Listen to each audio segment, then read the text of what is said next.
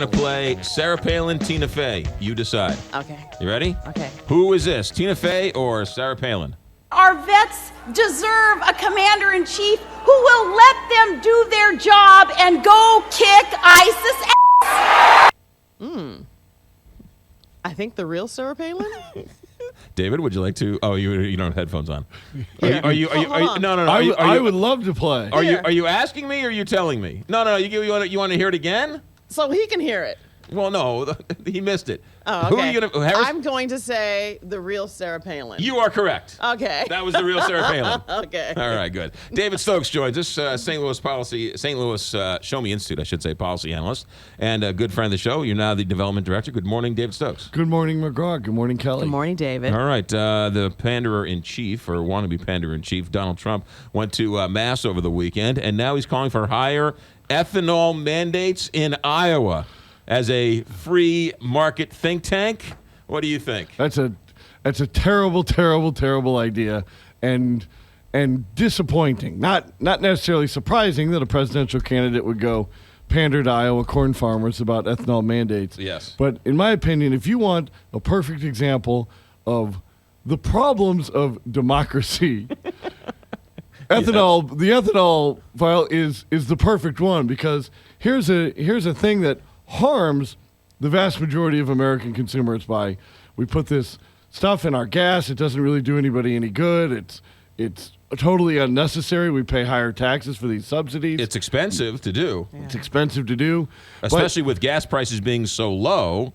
Absolutely. Right? It's now not beneficial to do it. Not at all. And yet he wants to keep the mandates high, so artificially inflate the price of gas. Absolutely. And artificially inflate then the price of the worth of corn. So you have why this is a problem that it's why we encounter all the time in democracy is you have a very small but powerful group in one state, and they've got power in other states too, Right. corn farmers in Iowa. Right. And Iowa happens to play an outsized, to say the least, matter in presidential politics. So people running for president of both parties go and sort of promise to maintain ethanol price supports, ethanol subsidies. So it helps a very narrow but powerful group in Iowa, and the rest of us are harmed by it. And yet, repeat this example, be it for taxi cab industry, protectionism, or 10,000 other examples. You saying this is picking winners and losers? This is absolutely picking winners and losers. Are you saying this is bad policy? Are you saying that if this, if we had a national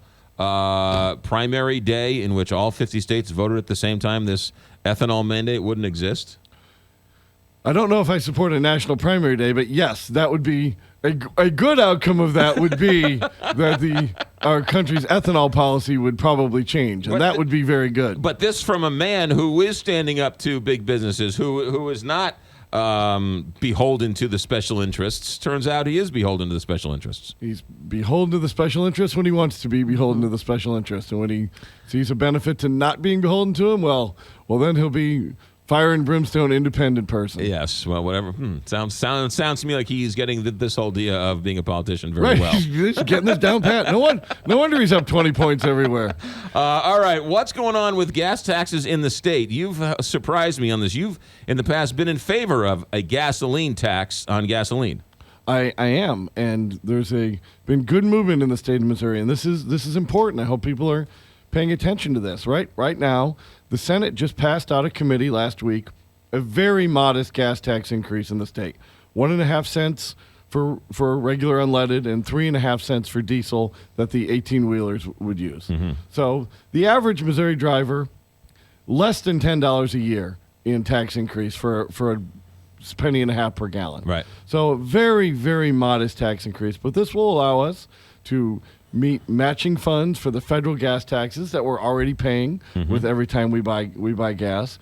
And it'll allow MoDOT to, at least in the short run, deal with some funding issues and properly maintain the roads that we need in the state. Now, MoDOT needs to do a lot of other things, and my colleague Joe Miller has written extensively about this, and you can see the testimony he provided in favor of this tax increase at showmeinstitute.org. But this is a very positive step, and I hope it makes it all the way through the legislature this year. All right, so philosophically, you are okay because this is more or less of a user tax. So you're okay philosophically with a user tax than you are other taxes. Absolutely. And this is a good tax. Roads are a function of government, and government has a role to maintaining a safe and sound road program throughout this state. Now, as your listeners know, I'd like to move, in the long run, I'd like to move in a more radical direction of using tolls, which are not radical in the rest of the country, but Right. fairly radical in the state of Missouri. So I'd like to move much more heavily towards tolling. But in this next 5-year period, when we do have to fund MoDOT properly, just this very small gas tax increase, and I probably drive more than I have a short commute, but I do drive the state on part of my job. Right. So I probably drive more than the average Missourian, so I'll pay a little more than the average Missourian. Right. That's fine. If it gets us good highways, good bridges, safe roads for everybody, it's worth it. There's no question that good roads, good transportation sort of help move the economy. You can't move goods and services and people if you don't have good quality roads and they're stuck in traffic all day long.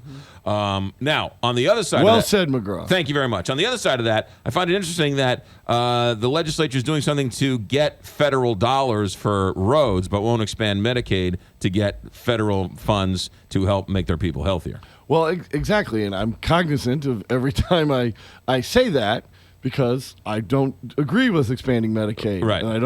And I do think that the government oftentimes will do things to get funding from a higher level, be it a city or county that wants state funding or the state that wants federal funding, and I don't think that that's a good idea in many instances. However, Missourians, right now, we pay the federal gas tax.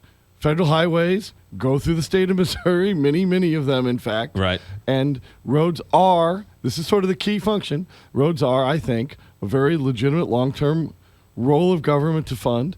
And I think that unlike Medicaid expansion, which I don't actually think will help the average Missourian, I don't think getting trapped in a broken Medicaid system is good for people, particularly not in the long run. I do think better roads are better for every Missourian. Where can we read more of your leanings, your political leanings? Well, we have a lot of stuff on Medicaid expansion written by my coworker Patrick Ishmael, and Joe Miller has written a lot of great stuff on why a modest gas tax increase would benefit this state at showmeinstitute.org. Would you be in favor of a more than an inch than a penny and a half? Would you be in favor of a 5 cent gas tax per gallon? Well, right now, this is the main proposal. So this is what we've focused on at Show Me Institute, is what is the serious proposal. Right. But speaking personally, yeah, I mean, I would go a few cents higher. I also think that the differentiation between regular gas and diesel is very fair and very reasonable. I mean, 18-wheelers do exponentially more damage to the highway than your normal Honda Civic out there. Right. So a 2 cent increase, 2 cent higher gas tax is perfectly fair and very, very common in other states and at the federal level. That is David Stokes, ladies and gentlemen. He is always there to make he's always there to make an argument, but a nice one, in a nice way, and respects your opinion if you disagree. David Stokes.